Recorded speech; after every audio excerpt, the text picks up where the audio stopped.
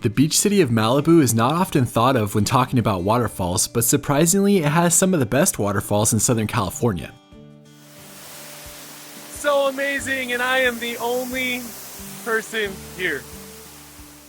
I spent the whole day exploring Malibu, eating seafood, and doing 10 miles of hiking to see 5 different waterfalls. Here's how I spent my day exploring waterfalls, and let me know what you think in the comments. I stayed in the town of Oxnard the previous night and then headed south on Pacific Coast Highway towards Escondido Falls. Seeing the early morning light as you drive along PCH is one of my favorite things to do. Once you get to the parking area for Escondido Falls, there's about 10 spots and it does cost $12 to park. The trailhead is actually like a half mile away from here, but you have to park down here. There is no parking down there, and then you have to walk the road to get to the trailhead. So today we're in the Malibu area. It's about a week after all the rain we got in Southern California. So I'm gonna explore some of the Malibu waterfalls, see how they're flowing today. Should be a lot of fun. Note, if you come on a weekend, this trail is incredibly busy and it'll be hard to find a spot to park. You don't see this very often. Hiker crossing sign. I love this waterfall. It's probably my favorite in Malibu, but I've never been a big fan of this trail, walking along the houses just to get to the start of the trail. The last portion of the walk along the road is nice because you'll get some good ocean views before you start making your way down. After we cross the top of the hill, we're heading down this last part of pavement before you can see the actual trail, which heads back into that canyon. Watch for the big sign on the left that takes you off the main road and onto the trail. We are finally on the official trail, and from here it's only about a mile to the waterfall. And it's a much prettier mile than that first one through the houses. First water crossing of the day. Looks like we should be able to get over that without getting wet. Nope, that rock moved and I'm immediately wet in my feet. I guess it makes it easier for the rest of the trail. No worries about trying to keep dry. Once you're in the canyon portion of the trail, there's a decent amount of shade all the way to the waterfall and multiple water crossings. I got to the parking lot at around 8 a.m. on a weekday, so there was basically no one else on the trail with me. I already got my feet wet, so I'm not worried about trying to go on the rocks right now. That was water crossing number 4. You're definitely going to want to prepare to get wet if you come after the rain. As you continue on, the trail is basically a single track with plants on both sides of you. Our first view of Escondido Falls right there. The waterfall you see here is actually the upper part of Escondido Falls and not the lower part that most people go to. Wow! Look at that. Escondido Falls is going off right now. It's beautiful. Escondido Falls is around a 50-foot waterfall. It cascades over the small cliff above into a pool that's only a couple feet deep. I've been to this waterfall many times, but I've never seen it flowing like this, and it was incredibly impressive. So amazing, and I am the only person here. There is an upper tier to this waterfall that I've gone to a few times in the past, but the website says that it's now on private property, so I didn't go to it on this trip. Also, the climb up to the upper tier is pretty sketchy, and often people are not prepared for it, which does cause injuries. Saying goodbye to Escondido Falls and heading on to the next spot. On the way back, I passed about 20 people going to the falls. We left the natural trail and made it back to the houses and the weed whackers, hiking the road back to the parking area and then heading on. The parking lot was full when I left, and I headed west on PCH and then north up into the Santa Monica Mountains. For the next waterfall hike, we are going to be hiking along the Backbone Trail. Let's see if there's any maps. No. Never any maps. We're starting out on our second hike of the day, which is along the Backbone Trail. We're going to go to Newton Canyon Falls and to Zuma Falls.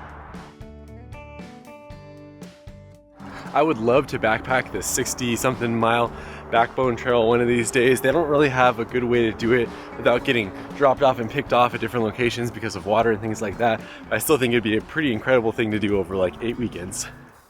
From the parking area, it was less than a quarter of a mile to the first waterfall down a series of switchbacks.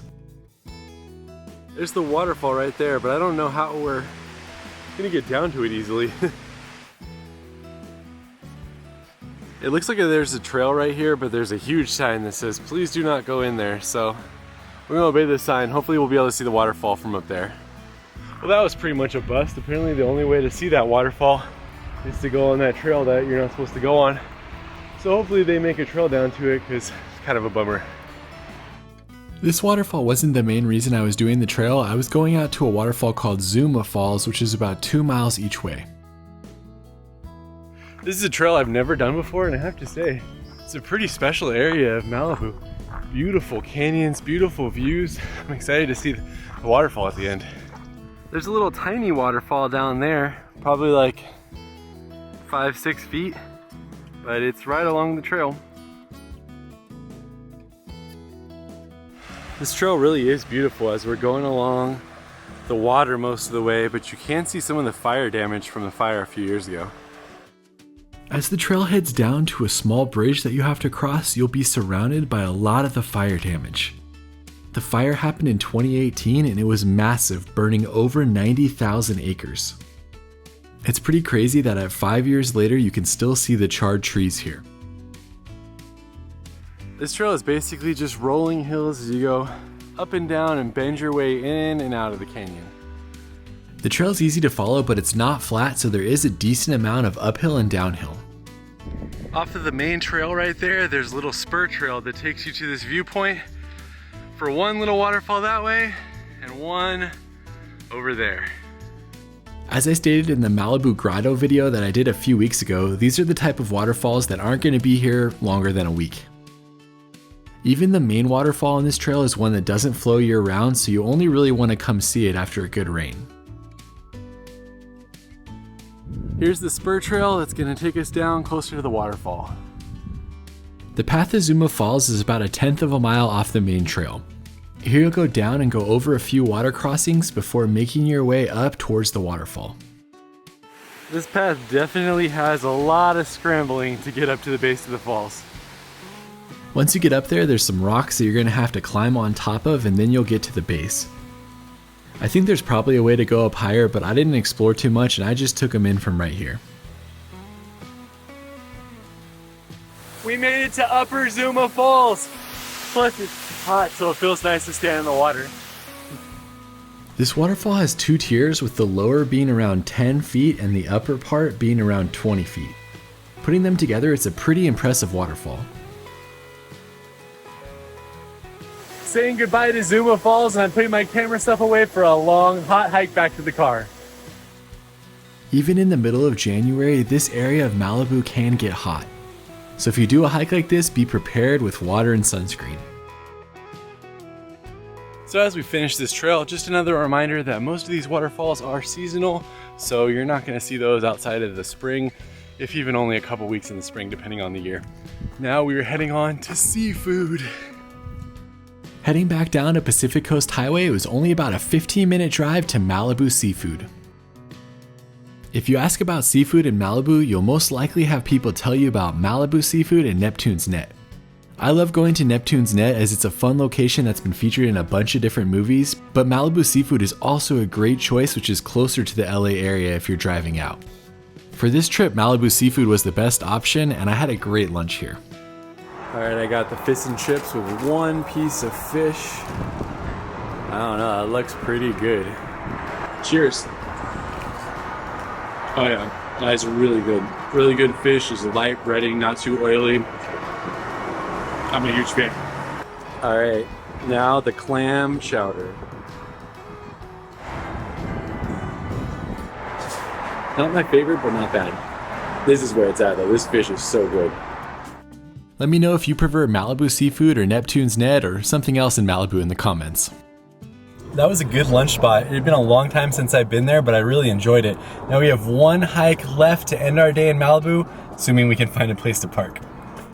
Malibu Seafood is about a 3-minute drive from Solstice Canyon, which was our last hiking spot of the day.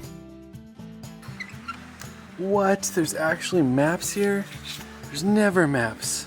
Well done, Park Service. When was the last time you saw a payphone at the start of a trail? There's a few different ways to hike to Solstice Canyon, but we just did the easy one, which is along a mostly paved road, and it's about a mile each way. I know I've already said this, but man, it's so green, and this trail is beautiful today. I'm excited to see how the waterfall is. If you're looking for a good family-friendly hike, Solstice Canyon is definitely one of the ones for you. This trail is paved for most of the way, with some sections just having hard-packed dirt with some rocks. Overall, a stroller that's relatively rugged should do fine on a hike like this. In terms of busiest trails in Malibu, I have to say Solstice is probably the busiest one. This place gets packed pretty quickly. That's why I came on a weekday, and I came later in the day because I figured all the people who were here earlier might have been gone, and I was able to score a spot. As you continue forward, you'll pass this gnarled tree and then start to see some of the ruins.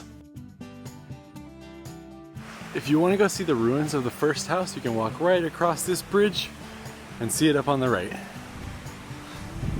Most of the house burned in a fire in 2007, but you can still see a little bit of it left today.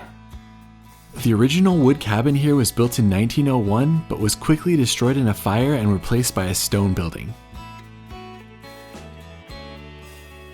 This is the reason why I like this trail so much, is that there's just a lot of history that you can see along the walk, with good information plaques that tell you more about each of the things you're looking at, plus there's a waterfall at the end.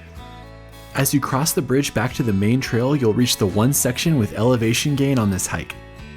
You can see in these clips that this is where the path is dirt, so you'll have to decide whether or not your stroller would be able to handle it.